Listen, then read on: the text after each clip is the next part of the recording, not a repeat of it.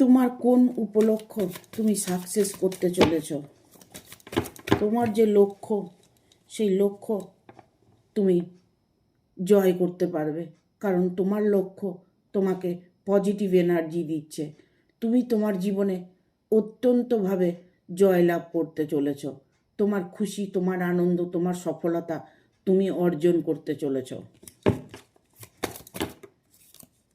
জীবনে যা চেয়েছিল সেই সবটাই তোমার জীবনে পেতে চলেছ। তোমার জীবনে ভালোবাসা, খুশি, আনন্দ, জয় জয়কার সেইগুলো তুমি উপভোগ করতে চলেছ।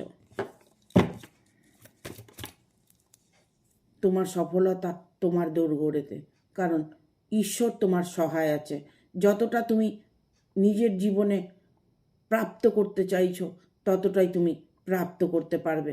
তোমার জীবনে তুমি সফলতা 100% পাবে।